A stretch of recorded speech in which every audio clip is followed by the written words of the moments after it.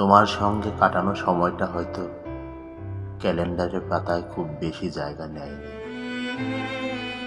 হয়তো হাতের তালুতে গোনা কয়েকটা দিনই ছিল আমাদের কাছে, কিন্তু সেই অল্প কটা মুহূর্তের ভেতরে আমি একটা চিরকাল বেঁচে থাকার মতো জীবন খুঁজে পেয়েছিলাম।